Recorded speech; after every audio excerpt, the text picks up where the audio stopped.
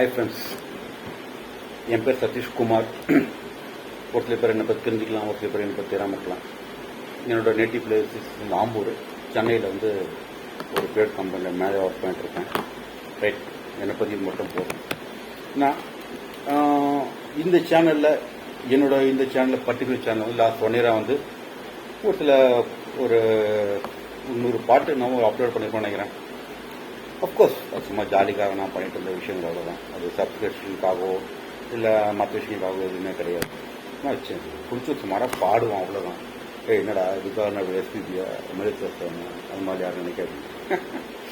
Just for jolly. ஏன்னா எல்லாருக்கும் ஒரு விஷயங்கள் இருக்கும், ஏன்னா தவற விட்ட விஷயங்கள். அந்த மாதிரி ஒரு விஷயங்கள் நான் தவற விட்ட விஷயங்கள் பார்த்தேன். இசைன்னு ஒரு விஷயம் எடுத்துக்கலாம், கொஞ்சம் சுமாராக பாடுவோம், அவ்வளோதான். பெருசாலாம் கிடையாது. ரைட், இப்போது ஒவ்வொருத்த விஷயங்கள் எனக்கு லைஃப்காகவோ இல்லை ஒரு பாப்புலாரிட்டிக்காகவோலாம் கிடையாது. பட் இப்போதைய சினாரியில் நான் ஒரு விஷயங்கள் பதிவு போகணும்னு ஆசைப்படுறேன். என்ன கேட்டீங்கன்னா, இந்த 30+, 40+ ஸ்பெசிஃபிக். ஏன்னா இப்போ 2K கிட்ஸுக்கெல்லாம் பார்த்தீங்கன்னா அவங்கள வச்சு பேர் boomers. Yes, we are proud to say boomers இருக்கலாம். பட் இந்த இப்பத்திய பூமர்ஸ்னு ஒரு விஷயங்கள்லாம் 80 to இப்பத்திய சிச்சுவேஷன் 40+ இருக்கிறவங்க 30+ இருக்கிறவங்க நீங்கள் பூமர்ஸ்ன்னு சொல்ல வரீங்க. ரைட். ஆனால் இந்த 30+, இந்த 40+ இவங்களை பார்த்து நான் கேட்குறேன், நீங்கள் ஊருக்கு போகிறீங்கன்னா ரெகுலர் ஒர்க்கிங் டேல கிடையாது, festival holidays, Sundays, government holidays. அப்போ நீங்கள் ஊருக்கு போகிறீங்க, ஒரு இடத்துல ஒர்க் பண்ணுறீங்க, ஊருக்கு போகிறீங்க. ஊருக்கு போகும்போது உங்கள் தெருக்கள் எப்படி இருக்கு? நீங்கள் விளையாடின விளையாட்டு மைதானம் எத்தனை பேர் ஆக்கிரமிப்பு பண்ணப்பட்டிருக்கு? நீங்கள் ஒரு காலகட்டத்தில் ஒரு பிளேயராகவோ இல்லை ஏதோ ஒரு அத்லட்டிக்காவோ உள்ள இருந்திருக்கலாம். அப்போ அந்த கிரவுண்டை நீங்கள் எப்படி உபயோகப்படுத்துனீங்க? தேர்வு எப்படி உபயோகப்படுத்தணும்? கவலையே பட மாட்டாங்க, ஓடும். வீட்டில் யாரும் கால் தங்காது. அப்பத்தி விஷயம் ஏன்னா அப்பத்தி எங்களுக்கு எந்த பொழுதுபோக்குமே கிடையாது. ஒரே டிவி தான் பெரிய பொழுதுபோக்கு. அது சன் டிவி, அவ்வளோதான். 10 சன் டிவி ஒன்று, அப்புறம் 9 ராஜ் டிவி, விஜய் டிவி எல்லாம் உள்ள வந்துது. அது ஒரு பக்கம். பட் அந்த நேரத்தில் எங்களுக்கு ஒரே ஒரு பொழுதுபோக்குன்னு பார்த்தீங்கன்னா சினிமா மட்டும்தான். அந்த சினிமா எப்போ ரஜினி படம், கமல் படம், அந்த கமல் படம் 20 நாள் 30 ஓடின படம் தான் வீட்டுக்கு கிராம போய் பார்த்து வரும். அது பாதி பயத்தோடு இருக்கும். அது ஒரு நிஜம். அது தவிர வேற என்ன இருந்தது எங்களுக்கு? விளையாட்டு, அது மட்டும்தான். ஸோ அந்த மாதிரி விஷயங்கள் இப்பவும் இருக்கு. இல்லை சொல்ல வரல. இப்போத்திய 2K கிட்ஸ் பார்த்தீங்கன்னா கிரிக்கெட் ஆடுறாங்க, ஃபுட்பால் ஆடுறாங்க, நேஷனல் போகிறாங்க, சாம்பியன்ஸ் ஆடுறாங்க, இல்லைன்னு சொல்ல வரல. ஆனால் அப்போ அந்த விஷயங்கள் இருக்கு, இப்போ. பட் அந்த விஷயங்கள் எப்படிலாம் எவால்வேட் ஆகிட்டு இருக்குன்றதான் விஷயங்கள் இருக்கும். எதை பற்றி நாங்கள் கவலைப்பட மாட்டோம். தெரு இறங்கிட்டோம்னா அவ்வளோதான். தெரு தான் எங்களுக்கு எல்லாம் பவுண்டரி. நினச்சா கிரவுண்ட் ஆடுவோம். தென்னமட்டையில் கிரிக்கெட்டு கோமாளிப்பேட்டில் பார்த்துருக்கீங்க எல்லாருமே. அதுதான். அதுக்காக அந்த லைஃப் தான் சூப்பர் டூப்பர் லைஃப், 2K லைஃப்பில் பெரிய லைஃப்னு நாங்கள் பெரிய லைஃபா அப்படின்னு அது சொல்ல வரல. பட் எல்லா லைஃப்லையும் ஒரு என்ஜாய்மெண்ட்ஸ் இருக்குது. பட் அந்த ப்ரொப்போர்ஷன், அந்த விகிதாச்சாரம் எந்த அளவுக்கு இருக்குது? கிரவுண்டில் எவ்வளோ ஆக்குப்பரிசி இருக்குது? நாங்கள் ஆடணும் கிடையாது. ஒரே கிரவுண்டில் 10 பேர் கிரிக்கெட் ஆடணும், 10 மேட்ச் ஆடணும். ஒவ்வொருத்தரும் ஒரு டேரக்ஷனில் ஸ்டெம்ப் வச்சுருப்பானுங்க. ஆனால் இப்போ வேற மாதிரி இருக்கு. ஏன்னா பாதி மேட்ச் நடக்கிறது செல்போன்ல தான். கிரிக்கெட்டு செல்போன் உள்ள வந்துச்சு, ஃபுட்பால் செல்போன் உள்ள வந்துச்சு. ஸோ எல்லாமே பார்த்தீங்கன்னா அதன் வடிவங்கள் மாறி இருக்கு. அதோட இம்பார்ட்டன்ஸ் பார்த்தீங்கன்னா இப்போ பார்க்கும்போது ஒரு வேற மாதிரி இருக்கும் அந்த விஷயங்கள்லாம். நாங்கள் இருந்த அந்த பூமர் சொல்றீங்க இல்லையா, அது வேற மாதிரி இருக்கும். ஆனால் இப்பவும் விளையாட்டு இருக்கு, அப்பவும் விளையாட்டு இருக்கு. பட் கொஞ்சம் அந்த ப்ரொபோர்ஷனாக வேற, அனுபவிச்ச விதங்கள் வேற. ஆனால் கவிதை எந்த மாதிரி ஒரு புரிதல் இருக்கு. ஒரு இன்ஸ்டியூட் எடுத்தீங்கன்னா அது டிப்ளமா ஆகட்டும், பிஇ ஆகட்டும், இல்லை ஆர்ட்ஸ் ஆகட்டும், 10th ஆகட்டும், +2 ஆகட்டும், ஏதாவது ஒரு இன்ஸ்டியூஷனாக இருக்கும். அது இல்லை எத்தனை பேர் பார்த்தீங்கன்னா இப்பத்திய இதில் ஒரு கவிஞர்களாக இருக்கிறாங்க.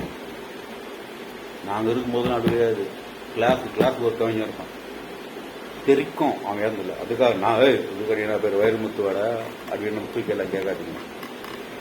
பார்ப்போம், அதை பற்றி இப்போ நம்ம பேச போகிறோம். இருப்பான் நம்ம தெரிக்கும், அவனோட லெட்டரிங்ஸ் எல்லாம் அப்படி தெரிக்கும், வேறு மாதிரி இருக்கும் அவங்க எழுதலாம். வைரமுத்துவோட ஒரு மேடை பேச்சுன்னா விட மாட்டேன். எப்படி இருந்தாலும் டிவி எப்போ ரிலீஸ் பண்ணுறான், சன் டிவியில் எப்போ டெலிகாஸ்ட் பண்ண உக்காந்துருவோம். சாலமன் பாப்பையா மறக்க முடியாத ஒரு வேற லெவல் லெஜெண்டரி. தினம் ஒரு குரல், தினமும் ஒரு 10 நிமிஷம் பேசி போவாது சன் டிவியில். வேற மாதிரி திருமாவளவரை பேச்சு அத்தனை பேர் நீங்கள் ரசிச்சு கேட்டுருக்கீங்க.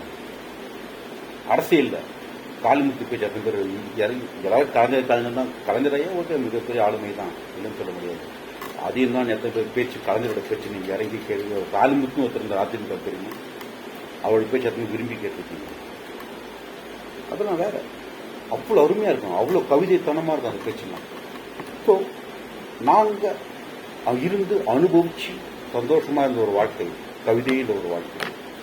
இந்த 2K கிட்ஸ்லாம் பார்த்தீங்கன்னா ரைட் ஓகே, அது எல்லாமே பாட்டாக தான் இருக்குது, எல்லாமே பாட்டில் தான் கவிதையாக பார்க்குறாங்க. எனக்கு தெரிஞ்சு ஒரு 75 to 20% தான் வந்து 2K கிட்ஸில் இருப்பாங்கன்னு நினைக்கிறேன். மிச்சம் 80% சினிமாவில் வர பாட்டு தான் அவங்களுக்கு கவிதை. அது மட்டும்தான் மனப்பாடம், வேற ஒன்றும் கிடையாது.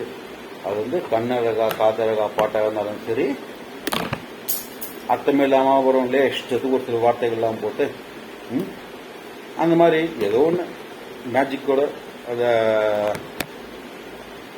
வார்த்தைகள் என்னன்னோ வரும். அந்த மாதிரி வார்த்தைகள் அதெல்லாம் மனப்பாடம் பண்ணிடுறாங்க. ஆல்மோஸ்ட் பாட்டு குழந்தைங்கள்லாம் வந்து கிராஸ்பிங் போகிற அதிகம் மனப்பாடம் பண்ணிடுறாங்க.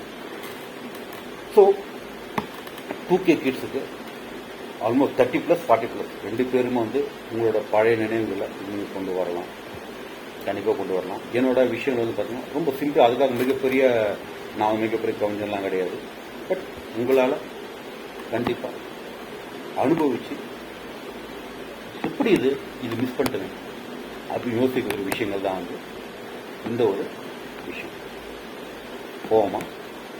ரைட். ஒரு விஷயம் சொல்கிறேன், ஒரு விஷயம் கிட்ட தொலைஞ்சிருச்சு. ஆனால் அந்த விஷயத்தை வந்து நான் தேடுறேன், எதுவுமே எப்பவுமே எனக்கு கிடைக்கல. எவ்வளோ விஷயங்கள் தேடி பார்த்தேன், எவ்வளோ முயற்சி பண்ணி பார்த்தேன், அது எனக்கு கிடைக்கல. ஆனால் இப்போ எனக்கு கிடைக்குது. எப்போ எனக்கு கிடைக்குது, அது கிடைக்கும்போது என்ன மாதிரி விஷயமா இருந்துச்சு, அதான் எங்கள் லைஃப் இப்போ பார்க்க போகிறோம். சுற்றிலும் கும்பிருட்டு நன்றாக விளங்கிய ஒன்று, இரவு முழுவதும் மின்சாரம் கிடையாது. என்னை சுற்றிலும் கும்மிருட்டு நன்றாக விளங்கிய வென்று இரவு முழுவதும் மின்சாரம் கிடையாது, தீக்குச்சிகளும் கிடையாது. ரைட். ஏதோ என்னை விட்டு நீங்கியுள்ளது, தேட முற்படலாம் தான். என்னவென்று தெரியாத நிலையில் எதை தேட? கைகள் துழாவலில் காற்றை தவிர ஏனையே இல்லை. தடவை இருட்டில் எதுவும் இல்லை. இருட்டில் தடவிட்டு இருக்கேன், என்ன காற்று கண்ணு கூட கிடையாது. இருட்டில் என்ன காலை போட்டோம்னா என்ன போட்டோம்னா என்ன தெரியுது, இருட்டில் ஒன்றும் கிடையாது. ரைட். கைகளில் துழாவலில் காற்றை தவிர ஏனையே இல்லை. பணம் மாத கடைசியில் இருந்தால் தானே தொலைப்பதற்கு. ரைட். இதயமேற்ற உண்மை புத்திக்கு உரைக்க வேண்டும். இதயமேற்ற உண்மை புத்திக்கு உரைக்க வேண்டும். என்னவென்று, ஏதோ ஒன்று தொலைந்திருக்கிறது என்று, என்னை சுற்றி வரும் இருட்டாக இருக்கிறது என்று, அதை தேடியும் எனக்கு எதுவும் இதுவரை எனக்கு கிடைக்கவில்லை. ஆனால் நான் நன்கு பழகிய ஒன்று என்ன ஒன்று,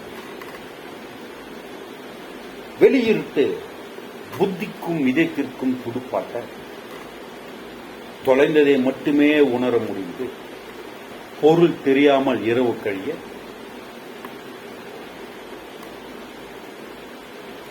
யோசிக்க முடியல. எஸ், வெளியிருட்டு புத்திக்கும் இதயத்திற்கும் துடுப்பாட்ட தொலைந்ததை மட்டுமே உணர முடிந்து பொருள் தெரியாமல் இரவு கழிய காலை என் முன் தெரிந்தது. நேற்றிரவு நான் தொலைத்தோ என்னை விட்டு தானாய் நீங்கிய என் நிழல்.